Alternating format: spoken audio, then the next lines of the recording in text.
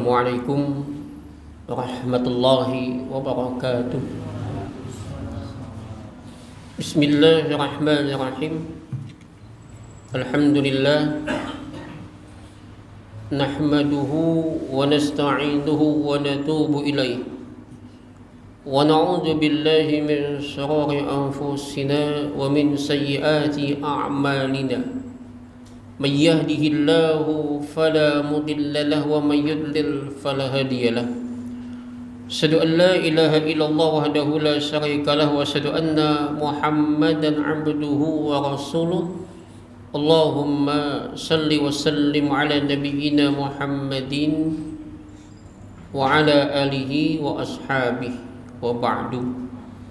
Bapak saudara sekalian, jamaah yang tentunya semoga senantiasa dirahmati oleh Allah Subhanahu wa taala. Alhamdulillah adalah tentunya satu kalimat yang tidak henti-hentinya selayaknya kita panjatkan hanya kepada Allah semata. Dialah Allah yang telah meringankan langkah kita sehingga kemudian kita bisa berjalan menuju musala ini. Dan salah satu di antara apa yang disebutkan Nabi sebagai sesuatu yang menghapuskan dosa, fil kafarati wad darajat, dan mengangkat derajat adalah salah satunya adalah wa qasrul khuta ilal masajid, memperbanyak langkah kita ketika menuju masjid atau mushola. Ada 3 ya yang bisa menghapuskan dosa dan mengangkat derajat. Bahkan oleh Nabi, mereka ini akan dimatikan juga dalam keadaan baik. Ada 3. Yang pertama tadi adalah memperbanyak langkah ke masjid atau mushola. Banyakin langkah. Gimana kalau rumah dekat mushola atau dekat masjid? Keliling dulu, putar dulu kan. Sampai di sini untung dah sembahyangannya. Baik, yang pertama itu. Yang kedua adalah isbagul wudu alal makarih, menyempurnakan wudu kepada yang tidak kita suka. Kondisi sakit Pak, atau barangkali ada luka di tangan kita, tentu kita nggak suka kena air, tapi demi sempurnanya wudu kita paksakan untuk dikenakan air. Itu namanya adalah isbagul wudu alal makarih, menyempurnakan wudu kepada yang tidak kita suka. Dan yang ketiga, ini juga berat nih, wantidharus shalah ba'da shalah, menunggu sholat sesudah sholat. Ini berat sekali nih. Setelah selesai sholat maghrib menunggu sampai isya. Ini Nabi menyebutnya sebagai fadzalikum ribat, fadzalikum ribat, fadzalikum ribat. Itulah perjuangan.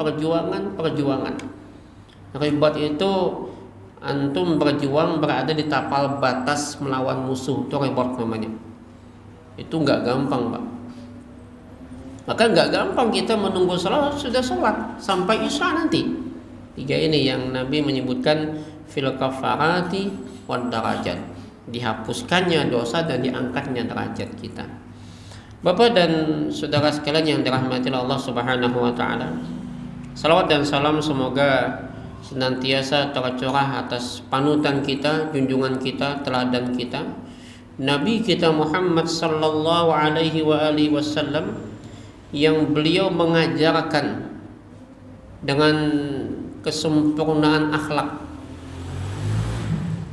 Innama bu'istu liutammima makarimal akhlak. Sesungguhnya aku diutus tidak lain dan tidak bukan karena Nabi adalah untuk menyempurnakan akhlak. Jadi akhlak ini intinya. Dan beliau menyampaikan semua itu supaya kita semakin bisa mendekat kepada Allah. Maka itulah kemudian yang terpenting adalah bagaimana hidup kita semakin dekat dengan Tuhan. Karena pada akhirnya kita akan kembali kepada Allah. Imam Al-Ghazali mengatakan, Inni ra'aitu fil Injil, sesungguhnya aku melihat di dalam kitab Injil, Al-Ghazali kita faham beliau bukan cuma hafal Quran tapi juga hafal kitab-kitab lain termasuk Injil. Aku melihat dalam kitab Injil kata beliau, anna Isa alaihi salatu wassalam, bahwasanya Isa alaihi salatu wassalam mengatakan, min sa'ati yudha'ul mayyit,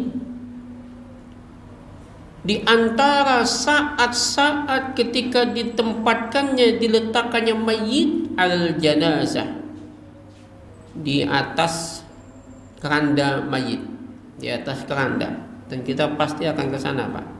Ya.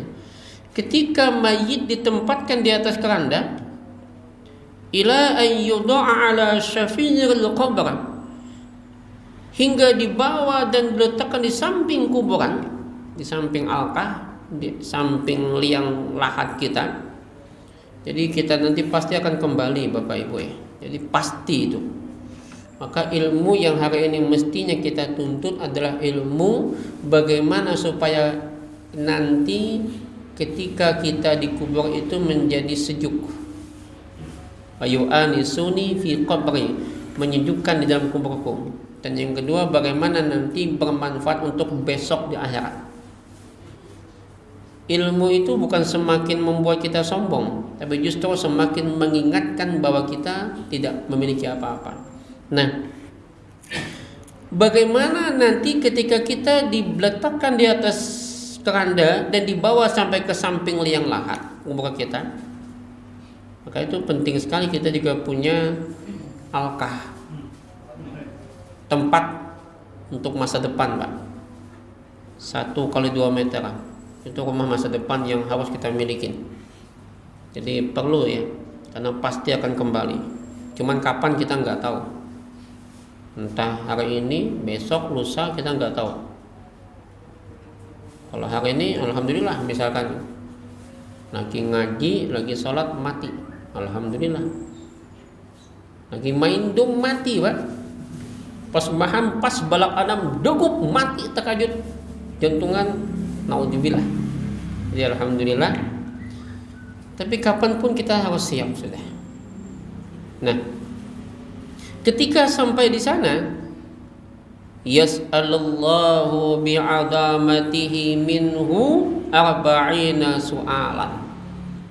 Allah akan bertanya bi'adamatihi, dengan keagungannya terhadap si mayit tadi, arba'ina su'alan, 40 macam pertanyaan.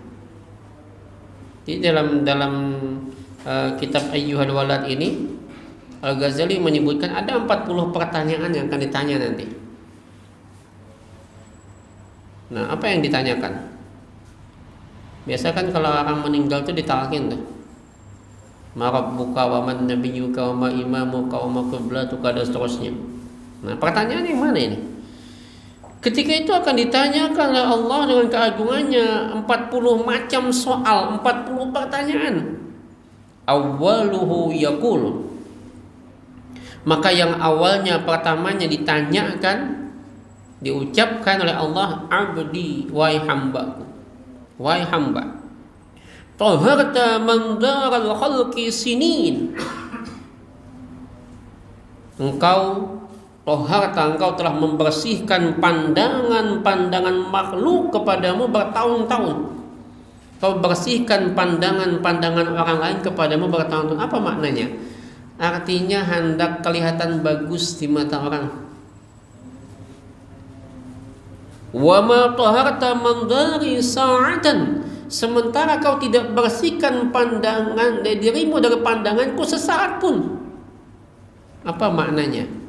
Hendak kelihatan hebat, datang ngaji supaya dipandang orang alim,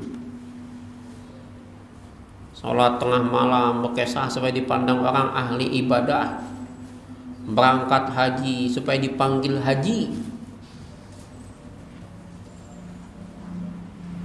Maka bulik haji ini di haji bang, sorban kada belapasan tuh bang, diundang pengantinan tanggal 7 Agustus. Husaini ada berbuat hak, belum contohkan ulun aja, mun yang lain kan singgung kena. Nampak nih Husaini aja haknya tertinggal, tulis belikan, tulis hak titik. Haji ini 40 juta atau lah nyawa di sini 40 juta belikan, pasang belikan, tulis hak titik Husaini. Pak hak titik aja udah aja 4 kali itu lah nyawa, umrah 5 kali, ganti hak 45. Jangan sepulang pengen dipanggil hak haji. Atau kita hebat ilmu nahu, hebat baca kitab, hebat ini segala macam kita pandai, tapi tujuannya supaya dipanggil orang alim. Maka sejatinya ketika kita ngaji, ketika kita belajar dan menuntut ilmu, kita bersihkan pandangan-pandangan batin kita itu daripada perasaan merasa berisi, bukan dalam pandangan makhluk. Biar orang memandang kayak apa, yang penting Allah pandang kita baik, bukan pandangan makhluk. Nah kan sekarang kan yang jadi masalah kan kita ingin dipandang baik. Wah pokoknya apa, bikin status ceramah di sana, khutbah di sini supaya kelihatan popularitasnya terkenal. Supaya semakin dai kondang, hakun diundang. Kondang tuh nggak usah orang melihat bagaimana orang mau ini mau mandang apapun, yang penting adalah bagaimana dia menjaga, membersihkan hati. Karena nanti yang ditanya oleh nanti Allah bilang kau bohong, kata Allah. Tuhan misalnya, saya udah berjihad, kata Tuhan kau bohong, kau bukan berjihad, kau sebetulnya ingin disebut pahlawan. Nah ini, maka itulah nanti ada orang berangkat haji itu beberapa macam golongan kata Nabi. Ada yang berangkat haji dari kelompok orang miskin. Ngapain? Sambil begawi. TKW kan banyak sekarang. Ada yang berangkat haji dari kelompok pedagang, sambil berjualan. Dulu jualan rokok, jualan alat kontrasepsi itu mahal tuh. Ada yang mereka berangkat haji dari kelompok orang kaya. Ngapain? Wisata. Selfie. Wah, bila berhaji itu hingga selfie. Sampai kada toko lagi jamaah baik. Padahal petugas haji selfie aja. Kapan antum mau kasih jamaah, kok selfie aja sih. Nah, maka itulah kemudian kata Allah, kau bersihkan pandangan-pandangan makhluk kepadamu bertahun-tahun, kau jaga image-mu, kau nampak kelihatan baik di hadapan mereka, kau nampak kelihatan alim, kau hebat di hadapan mereka. Sok disiplin, sok tegas, sok jaga ini segala macam. Di tengah orang banyak khusyuk, nangis dia. Maka menangis yang benar itu adalah bukan di tengah orang banyak, di kesendirian. Nah, maka kau jaga itu, tapi kau tidak bersihkan pandanganku kepadamu sesaat pun. Wa kullu yaumi yanzuru fi qalbik. Padahal setiap hari kata Allah, aku memandang ke dalam hatimu, ke dalam kalbumu. Maka Allah Ta'ala kemudian mengatakan, ma tasna'u li ghairi. Apa yang kau perbuat untuk yang selain aku, dan apa yang kau dapatkan dengan mereka. Wa anta makhfufun bi khairi, sedangkan engkau diliputi oleh segala macam kebaikan-kebaikanku. Lihat semua kebaikan-kebaikan yang kita dapatkan semua dari Allah, Pak. Bukan dari makhluk. Maka enggak ada gunanya pujian-pujian, dan enggak ada gunanya juga sanjungan-sanjungan makhluk. Abdullah bin Mas'ud, sahabat Nabi, Imam Al-Quran, yang Nabi mengatakan kalaulah ingin merasakan bagaimana rasanya segarnya Al-Quran, sebagaimana kama unjil diturunkan pertama kali Al-Quran, maka ikutlah bacaan Ibnu Ummi Abdin, Abdullah bin Mas'ud. Beliau saja, ini saya ulang-ulang untuk mengingatkan pribadi saya, dikala mengisi kajian, karena beliau tuh kalau lagi mengisi kajian, Pak, hebat. Orang berbondong-bondong, di mana ada kajian Abdullah bin Mas'ud datang ke sana. Ramai. Belum ada WA. FKJK belum ada tuh. Ada enggak FKJK betul? Enggak ada kan? Mereka ramai FKJK kan. Maka waktu itu segitu banyaknya jamaah, Abdullah bin Mas'ud kemudian ucapan pertama beliau apa, Pak? Ayyuhan nas, wahai manusia. Oi, bubuhan ikam berataan di sini. Lau ta'lamuna dunubi, kalaulah kalian tahu aibku, cacatku. Dosa itu kan aib. Dosa itu sesuatu yang kalaunya ditampaikan kita supan baik. Itu dosa. Cacat, aib, celak. Kalaulah kalian tahu dosaku, wah ini. Pengajarannya adalah kalau kita kepada diri kita pandang kita tuh banyak dosa, jangan memandang aku nih alim, aku nih ahli ibadah, aku rajin ke pengajian. Buang itu. Pandangan kepada diri kita adalah banyaknya dosa kita. Tapi pandangan ke orang lain adalah dengan pandangan baiknya orang itu. Jangan lihat jeleknya. Bang itu jangan. Paling korupsi, itu maling segala macam sambatannya. Makanya hati-hati kita merendahkan orang yang sekalipun dia memang ahli maksiat, jangan kita rendahkan. Pandang masih ada kebaikan dia. Hasan al-Basri satu saat cerita, Pak, ada seorang kiai yang dia ahli ibadah, dia tinggal di gunung lah. Sementara di saat yang sama ada seorang preman pasaran yang kerjanya cuma tukang palak, minta-minta, mabok-mabokan. Pokoknya nggak ada baiknya, maksiatlah semua. Satu waktu kata Hasan al-Basri, sang kiai yang dari gunung tadi turun ke pasar, ketemu sama preman. Ketika ketemu kenal nih, saling memalingkan, membuang muka. Si preman membuang muka, si kiai juga membuang muka. Tetapi dalam hati mereka beda. Di dalam hati sang kiai dia mengatakan, bah, ini kada sudi udah melihat muhanya, gawiannya bilang kada ada bagusnya, maksiat aja, dosa aja kelakuan, cuntan aja, merampok aja, preman aja. Dia merendahkan tuh si preman tadi. Sementara si preman tuh juga memalingkan muka, tapi beda. Si preman dia bilang, aduh, kada pantas aku melihat muhasidin nang soleh. Aku ini banyak dosa, banyak kesalahan, banyak maksiat nang kugawe. Sementara sidin itu orang baik, kada pantas unda melihat sidin gitu, kada pantas. Ternyata dalam pandangan Tuhan justru si preman tadi diampunkan dosanya. Sang kiai dengan kesombongannya. Kita jangan lupa sejarah bagaimana iblis itu. Dia merasa paling sunnah. Oh, iblis itu merasa paling sunnah, Pak. Aba wastakbar, istakbar, itu merasa paling hebat. Gimana enggak paling hebat? Zikir, semua zikir dia bisa. Semua ilmu dia dapatkan. Pokoknya semua bentuk ibadah dia kerjakan. Paling sunnah dah.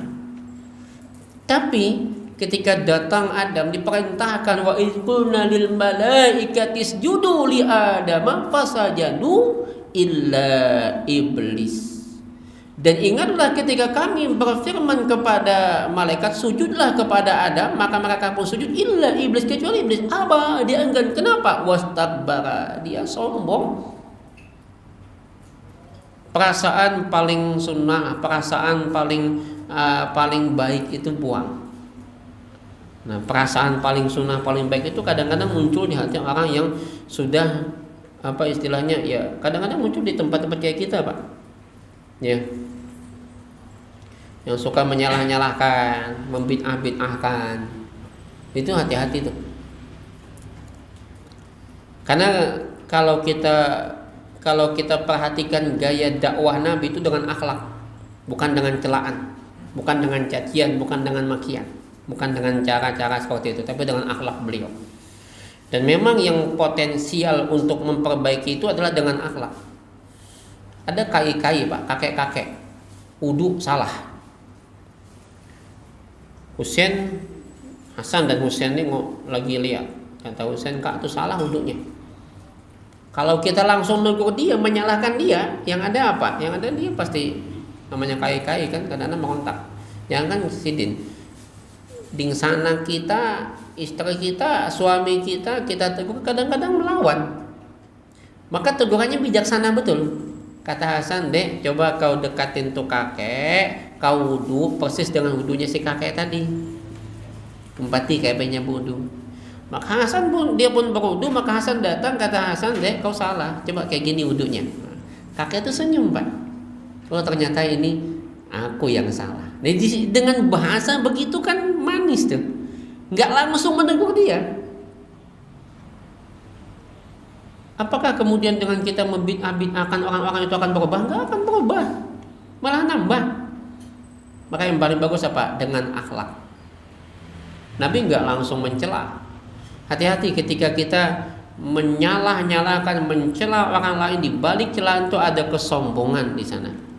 Yang kita khawatir. Iblis itu di situ, Pak. Merasa paling hebat lalu sombong. Oh, ana khairum minhu. Aku lebih baik daripada inya. Nah, ini nih. Ini yang paling kita khawatir banget. Aku lebih baik daripada dia. Nah, termasuk kelompok-kelompok yang kadang-kadang kalau pengajian misalnya, kalau kada ustadz inya, kada maunya. Walaupun kita kelompok inya juga nih lah, tapi inya memahami, oh kada amun ustadz kami itu berjanggut. Misalnya, ada kayak gitu, nggak mau dia. Walaupun kita satu kelompok dengan dia, satu organisasi barangkali dengan dia, tapi dianggapnya tidak pas dengan ajaran yang, ya anggaplah mereka anggap itu yang paling sunnah. Tapi sayang sunnah luarnya yang dia besar-besarkan, bukan sunnah dalamnya. Apa sunnah dalamnya? Akhlak tadi. Saya selalu bilang gini, saya itu sangat menghormati dan memuliakan orang yang berjenggot, Pak. Ulun pun hendak berjenggot. Cuman tadi bila ulun berjenggot itu kata-kata ini kan jadi gimana lah. Dan yang kedua, jenggot itu sebetulnya lambang kewibawaan dan kecerdasan pada emosi. Emosinya semakin cerdas. Artinya semakin dia pakai jenggot, semakin bijaksana. Bukan semakin latoi menyembati, bukan itu. Tapi semakin bijaksana dia. Maka lihat dulu kalau kita kecil dulu nonton film-film silat tuh kan ada guru-guru yang bijaksana pasti pakai jenggot. Bijaksana betul. Nah, artinya apa? Kalau orang pakai jenggot, luarnya, dalamnya dia bijaksana. Maka kalau pakai jenggot nggak bijaksana, masih latoi-latoi, menyumpah-nyumpah, menyambat-nyambati, wah, potongannya tuh jenggot. Nggak ada guna sebetulnya. Kalau kita itu mencela, memaki orang lain. Nah, pun begitu dengan persoalan memotong celana, cingkrang tadi. Ilat hukumnya adalah persoalan apa istilahnya kalau kita perhatikan di hadis itu kan kesombongan. Dulu bangsa Arab itu kalau kain itu di bawah mata kaki itu sombong.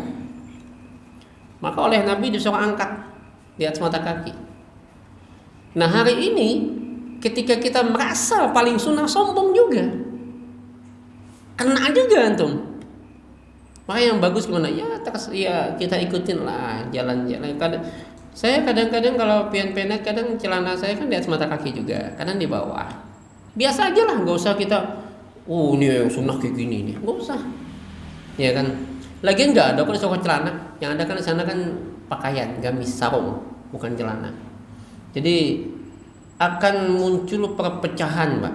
Kalau kayak gini, pecah umat. Dan makin membesar kemenangan musuh-musuh Islam kalau kita selalu mengangkat hal-hal yang sebetulnya tidak perlu kita perdebatkan lagi. Nah, Bapak Ibu yang dirahmati Allah Subhanahu wa taala, maka apa yang kata Allah, ma tasna'u li ghairi, apa yang kau perbuat untuk yang selain aku dan apa yang kau dapatkan. Wa anta makfufun bil khairat, dengan engkau itu diliputin kebaikan-kebaikanku. Ama anta asammu la tasma'. Apakah engkau itu tuli dan tidak mendengar? Nah, lalu kalau tahu begini, apa yang perlu kita lakukan ke depan? Maka yang pertama adalah taharatun niyah. Pertama adalah bagaimana kita membersihkan niat. Membersihkan niat. Ini pas bulan Muharram ya, awal tahun, mestinya kita bersihkan semua. Makanya bagus juga kadang-kadang. Cuman ya ada kadang perdebatan tentang amalan-amalan awal tahun, perdebatan. Saya tidak menyukai masuk pada perdebatan yang seperti itu. Misalkan gini, kalau kita sepakatkan yang jelas amalan-amalan bulan Muharram itu puasa Asyura, puasa Tasu'a, itu jelas. Tapi yang jadi diperdebatkan selalu aja dari tahun ke tahun adalah persoalan doa awal tahun dan akhir tahun tuh nggak ada dalilnya, kan? Tidak ada dalil yang menyuruh, tapi juga tidak ada dalil yang melarang. Ini persoalan. Jadi gimana? Yuk biar aja. Karena ketika kita baca juga kalau persoalan doa, kalau menurut saya sih doa itu sesuatu yang kita inginkan, harapan kita. Misalnya gini, kita kan kadang berdoa mudah-mudahan apa yang tahun kemarin itu kesalahan kita, dosa-dosa kita itu diampunkan Allah. Kan gitu lah. Dan mudah-mudahan harapan kan, doa itu kan harapan. Tahun mendatang, tahun ke depan kayaknya semakin luaskan rezeki, semakin disehatkan, dipanjangkan umur, disehatkan badan supaya kita kawa beribadah. Kan gitu. Nah, sekarang itu kan dalam bahasa kita. Lalu dalam bahasa Arab dibuat sebuah doa. Nah, kalau menurut saya nggak masalah. Sepanjang tidak bertentangan, tidak ada dalil yang melarang. Nggak ada dalil yang menyuruh, tapi nggak ada dalil juga yang melarang. Dan itu kan doa yang dikarang oleh para ulama. Sini ada, misalkan coba ulun baca ya. Saya melihat sah-sah saja ini. Jadi nggak usah kita harus berdebat ya. Orang mau baca silakan, nggak baca juga nggak masalah. Sama sebagaimana tentang puasa Asyura ya. Nabi mengatakan kalau dalam puasa Asyura itu, kata Nabi sallallahu alaihi wasallam bahwasanya ini tentang puasa Asyura juga. Ya. Kata Nabi bahwasanya barang siapa yang melaksanakan puasa, siapa yang mau puasa silakan puasa, siapa yang mau buka silakan buka. Nah, ini. Inna hadza yaumu Asyura, ini adalah hari Asyura kata Nabi. Lam yuktab alaikum siyama, tidak diwajibkan puasa. Tetapi wa ana shaim, tapi aku puasa. Faman syaa, siapa yang mau shoma, silakan puasa. Wa man syaa, siapa yang mau juga fal yuftir, silakan buka, enggak ada masalah. Jadi enggak usah kita terlalu istilahnya berdebat. Nah, pun begitu pula dengan persoalan apa istilahnya tadi, kalau tidak salah saya ada ya, doa-doa tentang awal tahun akhir tahun. Saya lihat isinya tuh bagus ya. Harapan-harapan saja. Kalau pengen lihat baca itu doanya. Saya nggak baca doanya. Tetapi saya nggak melarang orang baca. Ya. Karena kalau kita melarang, nggak ada di sana salah, nggak ada kesalahan di sana dalam doa itu. Lalu muncul, tidak ada dalilnya. Barang siapa man amila amalan, siapa yang beramal, laisa alaihi, tidak ada atasnya perintah amruna, perintah kami, fahuwa raddun, maka dia tertolak. Itu beda. Ya. Itu dalam kaitan misalkan sholat yang tidak diperintahkan, tiba-tiba kita melaksanakan sholat, itu nggak ada. Tapi kalau misalkan ini dalam persoalan harapan, keinginan, satu cita-cita, satu doa, nggak masalah, itu sunnah. Maka dalam persoalan sunnah nggak usah kita menggunakan dalil ini, ya. Agak sih ya kadang-kadang lo muncul perdebatan di kalangan, betul kah Ustadz bahwa Muhammadiyah itu melarang kami membaca doa awal tahun dan doa akhir tahun. Saya bilang nggak semua melarang, ya nggak semua. Saya nggak ketemu nih doa-doanya itu. Coba nanti doa awal tahun dan akhir tahun ya. Terus itu kalau nggak salah gini ya, saya masih ingat sedikit. Ya Allah, apapun yang saya kerjakan belakangan ini, apapun yang saya gawi kerjakan dan semua itu melanggar perintahmu, laranganmu ya Allah, maka ampunkan ya Allah. Itu kan hal yang biasa dah. Bagi saya biasa aja, nggak usah kita perdebatkan. Nah, kemudian tentang puasa Asyura, Tasu'a, ya ini jelas ya bahwa ini memang diperintahkan. Ada 3 tingkatannya. Kalau saya sabik menyebut ada 3 tingkatan, ada 3 martabat. Martabat pertama adalah puasa Tasu'a 9, Asyura 10 dan puasa ke-11, hari 11. Tapi yang 11 ini lemah. Yang kuat itu adalah Tasu'a sama Asyura. Nah, ini bagaimana disebutkan dulu ketika Nabi melihat ada beberapa orang Nasrani, Yahudi yang mereka ketika Nabi sampai di Madinah, Nabi melihat orang Yahudi tasumu Asyura, dia puasa Asyura. Kemudian Nabi bertanya, "Maha, ya apa ini?" Maka kamu jawab, "Yaumun shalih." Ini hari yang soleh, hari yang baik. Di mana hari baiknya? Ketika najjallahu fihi Musa, ketika Allah menyelamatkan Nabi Musa wa Bani Israil min aduhim, dari Bani Israil dan musuh-musuh mereka. Lihat, hari yang baik. Hari yang baik ya. Hari yang baik itu di sini diartikan adalah ketika Allah menyelamatkan Nabi Musa dan Bani Israil dari musuh-musuh mereka. Ini barangkali juga berlaku kepada kondisi kita ketika kita mendapatkan satu hari yang baik. Misalnya gini, ketika kita istilahnya kita merasa, oh ini baik nih, hari perkawinan, atau misalkan hari ketika kita dilahirkan, yang kita sebut ulang tahun tadi. Nah, maka ketika kita merasakan hari-hari yang baik itu, maka di situ kalau melihat di sini itu sunnah puasa. Sunnah puasa. Nah, ketika Nabi Musa dan Bani Israil diselamatkan oleh Allah, maka fasamahu Musa, Nabi Musa puasa. Nah, ini berlakunya umum jadinya. Kalau kita merasakan ada sesuatu yang menurut kita baik dan pantas, enggak pas, Pak. Maka yang terbaik gimana? Puasa. Nah, kemudian Nabi mengatakan, "Ana haqqa bi Musa minkum," aku lebih berhak atas Musa daripada kalian. Maka Nabi Muhammad pun puasa dan perintahkan kita juga puasa. Ini dalilnya banyak ya, puasa Asyura ini. Nah, sampai satu saat kemudian ketika itu Nabi sedang puasa, maka datanglah sahabat kepada Rasulullah, "Ya Rasulullah, wahai Rasulullah, sesungguhnya itu adalah innahu yaumun tu'azzimuhul yahudu wan nasara." Itu adalah hari di mana orang Yahudi dan Nasrani mengagungkannya. Jadi hari yang kita puasa nih orang Yahudi Nasrani mengagungkan. Maka Nabi mengatakan, "Idza kana al-'amul muqbil," jikalau tahun dihadap, tahun di depan nanti, insyaallah sumnal yaumat tasi', kita puasa di hari Tasu'a. Nah, ini ya. Beliau nggak sempat melaksanakan tapi sempat mengucapkan, maka kuat ini ya. Nah, ini dalil-dalilnya.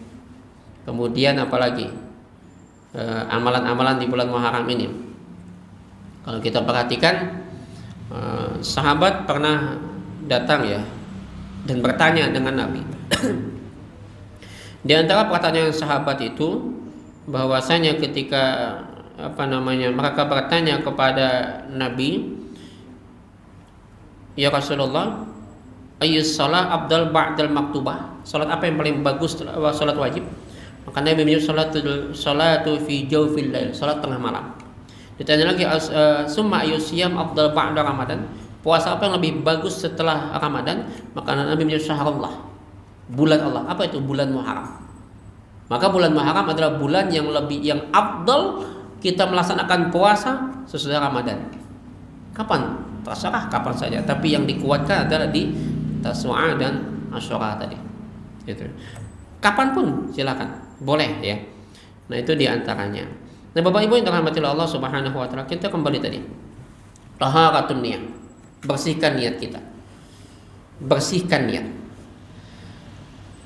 Kam min lailatin ahyaitaha bi taqraril alam. Berapa banyak di antara malam-malam yang engkau hidupkan dengan mengulang-ulang ilmu. Wa mutala'atil kutub, kau muta'alaah kitab-kitab. Wa haramta ala nafsikan naum, kau tahan, kau haramkan dirimu daripada tidur. La a'lamu ma kana al-ba'itsu fihi, tidak aku ketahui apa motivasi, apa dorongan sehingga engkau melaksanakan yang demikian itu. In kanat niyatuka naila gharadid dunya, jikalau niatmu adalah untuk mendapatkan jabatan-jabatan dunia. Apa jabatan dunia? Popularitas, terkenal, disukai oleh orang banyak, jaga image kita. Yang tadi kata Abdullah bin Mas'ud, kalaulah kalian tahu dosa-dosaku, ma waqi'a aqabi itnan, tidak ada yang mau ikut bersamaku di belakangku walau berdua. Jadi enggak usah datang ke aku banyak juga dosa udah sedin kan. Walau ditu anallaha ghafara li dzamban minad dunubi, dan kalau Allah tidak menutup cacat aib dosaku, maka aku dipanggil inni doa itu Abdullah bin Raus, aku dipanggil Abdullah anak sampah, kata beliau. Artinya apa? Aku ini banyak banget dosa tuh.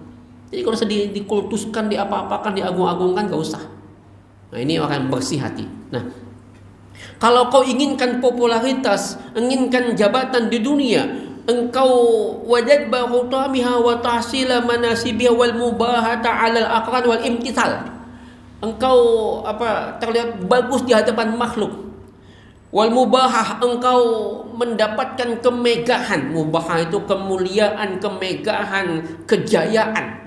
Hanya untuk mendapatkan itu, maka fawailul laka, celaka engkau. Summa wailul laka, kemudian celaka engkau.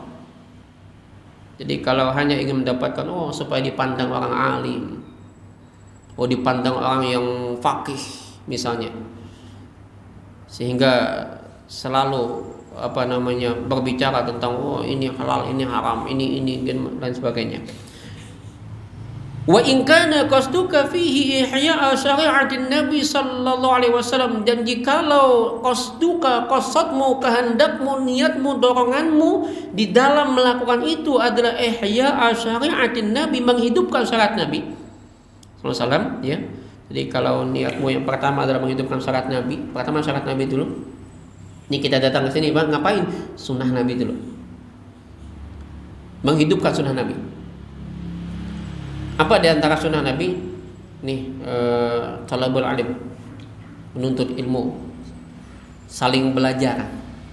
Majtama'a qaumun fi baitin min buyutillah.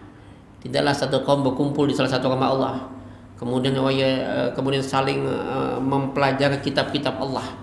Ya. Nah, pertama adalah hidupkan sunnah Nabi.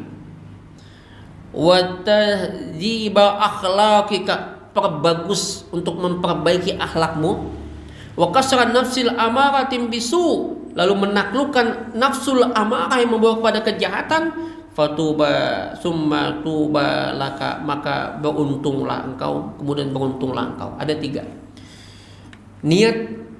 Bagaimana bersihkan hati? Pertama, niat pertama, kita kesana kemari ngaji, mutalaah kitab, kemudian mengulang-ulang ilmu kita, kemudian kita tahan mata kita, jaga malam kita untuk ibadah malam. Maka niat pertama adalah menghidupkan sunnah Nabi. Bukan supaya dipanggil orang alim, bukan supaya dipanggil orang yang dipanggil ustadz, bukan. Makanya saya kadang-kadang mudah-mudahan terhindar dari itu ya. Ada teman-teman tuh bikin poster sorangan, ya jika orang bikin kan nggak apa-apa. Ini sorangan yang bikin. Kajian di sini, ini sorangannya mula, besarnya sorangan. Ustadz ini misalnya, mudah-mudahan terhindar dari itu. Ya kalau orang lain bikinnya nggak apa-apa, berarti bukan kita yang berkehendak, orang yang berkehendak. Tapi kalau kita yang berkehendak, apa niat di balik itu? Kalau niat istilahnya dikhawatirkan niatnya adalah supaya diakui keustatan. Ini yang sangat-sangat kita khawatirkan. Makanya buang titel, buang gelar-gelar kita, cukup nama kita dengan bin bapak kita. Siapa nama? Musa, ini salah. Selesai. Buang semua gelar-gelar kita, buang semua titel kita, buang semua popularitas kita. Ini yang berat. Kenapa? Karena biasanya penyakit hati ketika kita berilmu, ketika kita ahli ibadah apa?